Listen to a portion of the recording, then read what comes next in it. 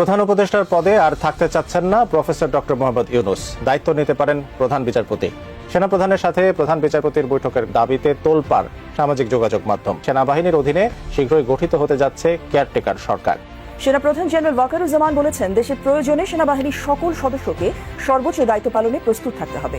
বঙ্গভবনে গেছেন প্রেসিডেন্টের সাথে দেখা করতে জরুরি অবস্থা জারি করার জন্য, এবং দেখা যাক ডক্টর ইউনূস কি করেন। এর মধ্যে সেনাপ্রধানের আকস্মিক কয়েকটি বৈঠক।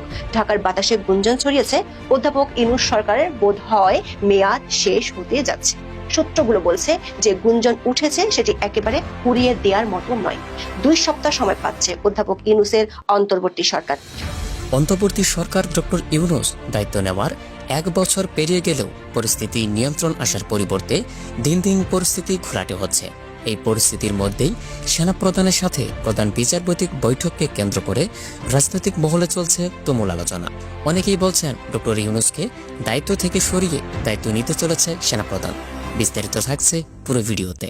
অধ্যাপক ইউনূস সরকারের বোধ হয় মেয়াদ শেষ হতে যাচ্ছে। 31 আগস্ট প্রধান বিচারপতির সাথে বৈঠকের রেশ কাটতে না কাটতেই সেনাপ্রধান জেনারেল ওয়াকারুজ্জামান রাষ্ট্রপতি ও প্রধান উপদেষ্টার সাথে বৈঠক করেছেন।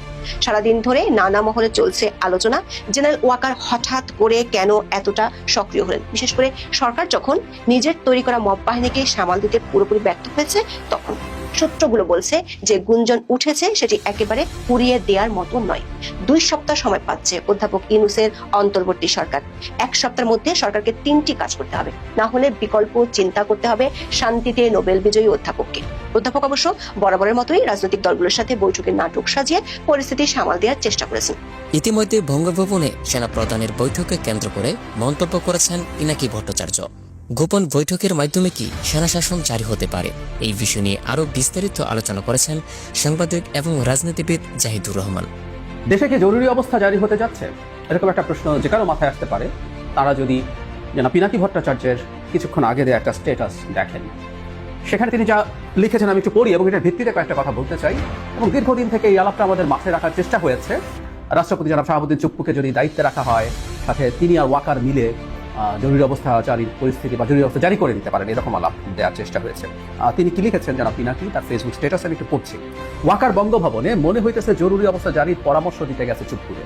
কইছিলাম এই কাম সে করবে, কানে কথা নেয় নাই প্রফেসর ইউনূসের সরকার। ঠিক আছে, দেখা যাক চুপ্পু কি করে আর প্রফেসর ইউনূস কি করে। জুলাই আন্দোলনের ছাত্রদের পাশে থাকলেও অন্তর্বর্তী সরকারের উপদেষ্টা হয়ে আসিফ নজরুল বিভিন্ন গুরুত্বপূর্ণ বিষয় গোপন রাখছেন। প্রধান বিচারপতির সাথে দেখা করেছেন, এই ধরনের কোনো তথ্য আমার জানা নাই। আমি 2-1টা পত্রিকায় দেখেছি, আর অনলাইনে এটা নিয়ে নানান গুজব গুঞ্জন হয়েছে দেখেছি। এসব গুজব গুঞ্জন নিয়ে বিচলিত হওয়ার মতো কিছু নাই, এটা হচ্ছে আমার বক্তব্য। আর আর্মি চিফ অবশ্যই এখন পর্যন্ত অবশ্যই গুজব, আমি তো সম্বন্ধে কিছু জানি না। সেনাপ্রধান এবং প্রধান বিচারপতির বৈঠককে গুঞ্জন বলে উড়িয়ে দেওয়ায় তার অযৌক্তিক বক্তব্যের জবাব দিয়েছেন মাসুদ কামাল। কালকে মানে 31 আগস্ট এই সেনাপ্রধান আমাদের যিনি প্রধান বিচারপতি আছেন ওনার বাসায় গিয়েছিলেন, ওনার সঙ্গে দেখা করছেন। ঠিক আছে, হতেই পারে দেশের পরিবর্তিত পরিস্থিতি, দেশে তো এখন একটা অন্যরকম পরিস্থিতি চলছে না, হতেই পারে দেখা করতেই পারে।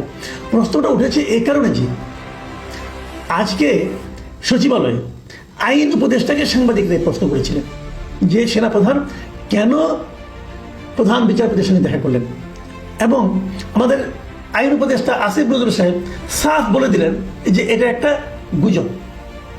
উনি এটাকে স্বীকারই করলেন না, উনি বলছেন যে এটা একটা গুজব ও গুঞ্জন।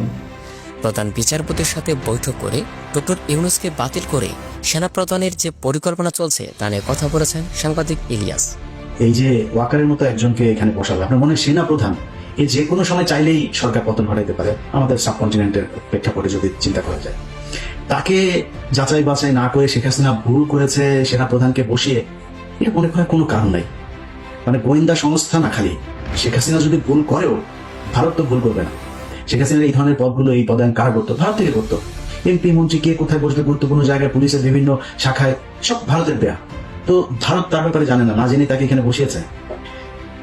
ওয়াকার মনে প্রাণে একজন আওয়ামী প্রেমী, যেটা সে আগে বলেছে, বুকে পাথর চাপা দিয়ে তারপরে তিনি 5 তারিখে এগুলো করেছেন, ওইটাই হচ্ছে বাস্তবতা। তো এই ব্যক্তির যদি আপনি কোনো চিন্তা ভাবনা ধারণা সব বাদ দিয়ে আপনি নিজে থেকে মানে একদম সায়েন্সের মতো যদি তাকে করতে চান, ল্যাবরেটরিতে যদি টেস্ট করতে চান, তো ল্যাবরেটরি টেস্টে আপনাকে প্রথম করতে হবে। এই যে হাসিনা 9 মাস ধরে অনেক বক্তব্য দেখেছেন, এ কিন্তু এর মানে মুখ কিন্তু যথেষ্ট মানে কি বলবো, যে ও কথা না বললে পারবো, কথাই কিন্তু এই যে এই পতন টতন যা কিছু হলো সব কিন্তু এর কথাই। এর মুখ থেকে গেল 9 মাসে আপনি আজ পর্যন্ত শুনেছেন ওয়াকার সম্পর্কে কোনো খারাপ কথা, ওয়াকারের বিরুদ্ধে কোনো অভিযোগ?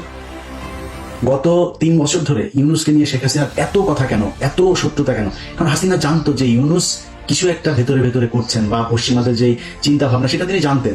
এটা জেনেই কিন্তু তিনি এগুলো করেছেন। অতএব হাসিনার মুখ থেকে বের হয়ে যায়। আমি অনেক আগে একটা ভিডিওতে বলেছিলাম যে হাসিনার সামনে কি করবে, কি ঘটছে ভেতরে, এটা হাসিনার মুখ দিয়ে বের হয়ে যায়। হাসিনা এটা চুপ করে মুখে রাখতে পারে না। তো এতদিন ধরে ওয়াকারের বিরুদ্ধে হাসিনার কোনো অভিযোগ নাই, এর কারণ কি? আমি এর আগে আরেক ভিডিওতে বলেছিলাম যে শেখ হাসিনার সাথে ওয়াকারের ওয়াইফের ফোন দিয়ে সার্বক্ষণিক যোগাযোগ হয়। ওয়াকারের স্ত্রীর সাথে তার প্রতিদিন কয়েকবার কথা হয়, তারপরে ওয়াকারের সাথে কথা হয়।